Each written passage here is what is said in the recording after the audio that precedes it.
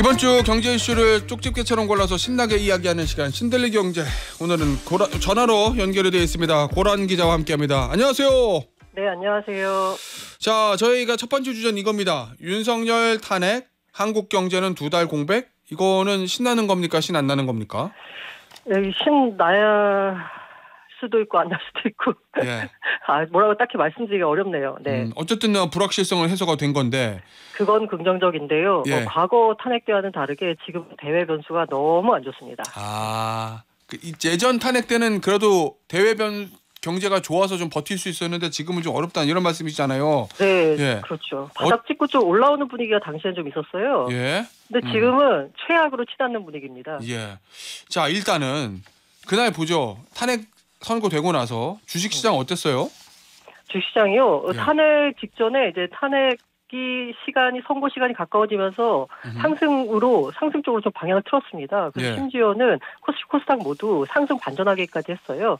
그런데 탄핵 결정이 나온 이후에는 오히려 좀 되돌리더니 코스피는 하락 마감했고요. 코스닥은 그래도 상승 반전으로 끝났습니다. 이게 상대적으로 다른 나라 증시보다 강세를 나타냈어요. 그래요? 네, 그 우리가 정도로 대외 경제가 안 좋구나 지금. 예. 네, 우리가 사실 그간 안 좋은 게 대외 경제가 안 좋은 것도 있었지만 불확실성까지 겹치면서 미리 선반영해서 더 안 좋았던 측면이 있었거든요. 예. 그런데 이제 이 불확실성 해소가 나오니까 그나마 조금 되돌림을 한 건데 예. 사실 글로벌 증시 상황 상당히 안 좋습니다. 지난 주말 마감한 뉴욕 증시 놀라지 마세요. 6% 가까이 떨어졌습니다. 그거 거의 검은 금요일 수준 아니에요? 그 정도 되면? 네, 맞습니다. 이틀간요. 예. 6조 달러인가요? 이게 증발했어요. 예. 네. 알겠습니다. 자, 환율은 어땠어요? 우리 탄핵되고 나서? 그야말로 조금 안정을 찾아가는 분위기였습니다. 예. 환율이야말로 한 30원 정도가 바로 수직 하락하면서 1,430원대까지 왔습니다. 이게 아무래도 말씀드린 이제 불확실성이 해소된 느낌인데요.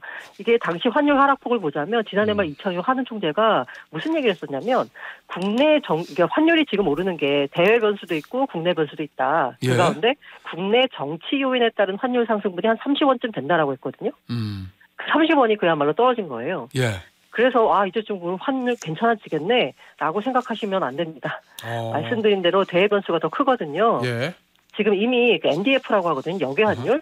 예. 서울 외환시장은 지금 조금 있다가 문을 열 거고 이제 외국에서 역외에서 환율 시장이 문을 열었는데 그 관세 충격이 이어지면서 다시 1,460원대로 다시 올라왔습니다.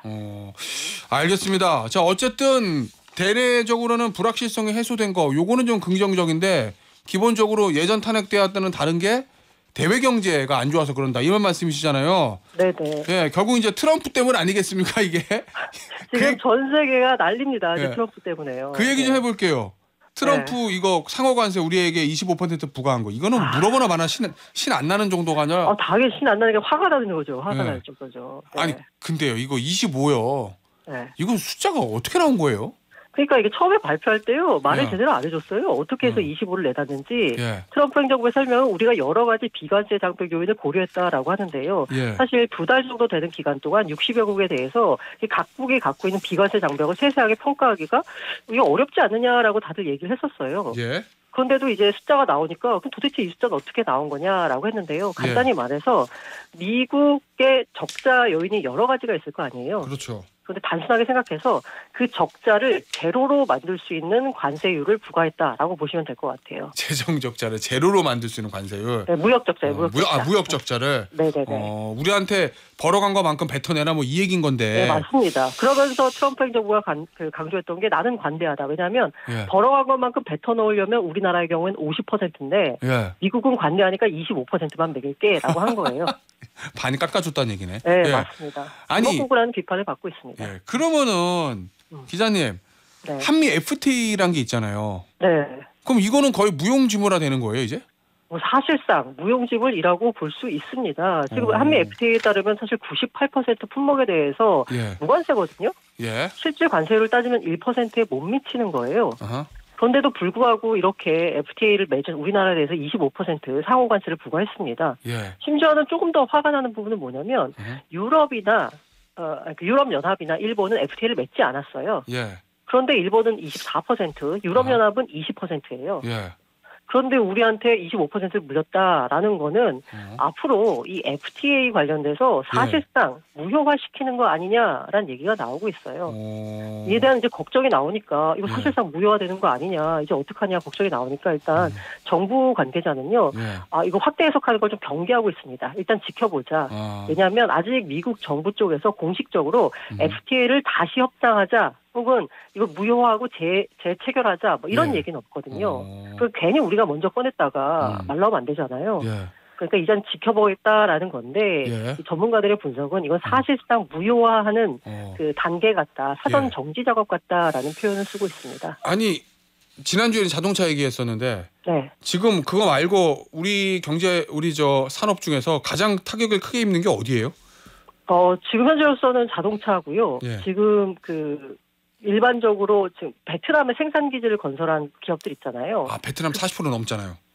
그 베트남의 1위 수출 기업이 삼성전자입니다. 휴대폰. 베트남에 공장이 있는데. 맞아요. 그러다 보니까 베트남이 46% 관세를 맞았어요.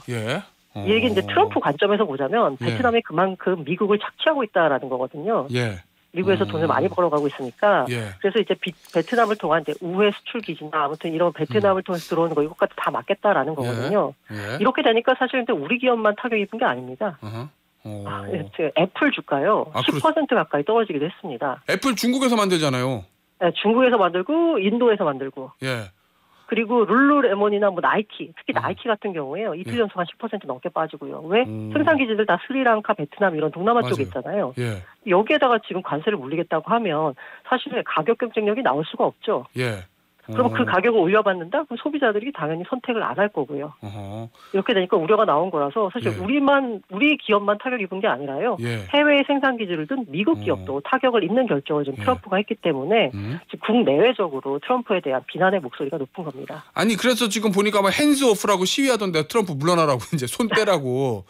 아니, 일단 트럼프 입장에서 보면은 미국 경제에 도움 되라고 했을 거 아니에요, 생각 자체는. 맞아요. 그런데 지금 검은 금요일 얘기 나올 정도로 그냥 주가 폭락하고 국민들을 핸즈 오프 얘기하고, 이거는 왜 그런 거예요? 미국 경제도 안 좋은 거죠, 결국 이거. 네네. 지금 현재 이른바 이제 스태그플레이션에 들어갈 수 있다라고 걱정을 하는 겁니다. 저도 이제 만약에 이제 신이 너한테 뭐가 궁금하니?라고 하면 트럼프의 생각이 궁금합니다라고 답을 할 정도로 트럼프가 무슨 생각을 하는지 궁금하거든요. 지금 이렇게 시장에서 먼저 반응이 나오고 이에 따라서 바로 이제 물가 상승으로 이어지면서 경기는 침체되는 스태그플레이션까지 이어질 정도인데, 아직도 트럼프 행정부의 공식적인 입장은 뭐냐면요. 물가 상승이나 지금 겪는 어려움 이거 일시적인 거고 아예 그 체제를 바꿔야 된다. 체제를 바꿔요? 그러니까 미국으로 제조업이 다 들어와가지고 미국에서 만들어야 된다. 그렇게 만들어지기까지는 약간 마찰적으로 조금 힘들 수가 있다. 그 부분을 이제 견뎌내야 한다는 건데 견뎌내는 게 조금 예상보다 조금 강도가 좀 심할 것 같아서 걱정이고요. 일단 그 행정부 내 뭐 스캇 베센트 재무장관이나 아니면 하워드 루트니 상무장관은 이거 협상 여지 없다. 우리는 예정대로 할 거다라고 계속 밝히고 있고요. 그 일각에서 시장의 이제 붕괴에 대해서는 어떻게 생각하냐는 질문에 대해서 그건 일시적인 거니까 조금만 참아라라는 식으로 얘기하고 있어서요. 지금 그 나스닥 선물 같은 경우에 지금 바로 개장을 했거든요. 공장 개장하기 전에요. 3% 폭락하고 있습니다. 알겠습니다. 미국에도 도움이 전혀 안 될 것 같은데 무슨 생각으로 이렇게 하고 있는지 정말 궁금합니다. 그러니까 취임한 지 얼마 되지도 않았는데 핸즈 오프 얘기 나오고 있겠죠. 오늘 저 고란 기자와의 시간은 여기서 마무리하도록 하겠습니다. 지금까지 고란 경제전문 기자였습니다. 기자님 감사합니다. 네, 감사합니다.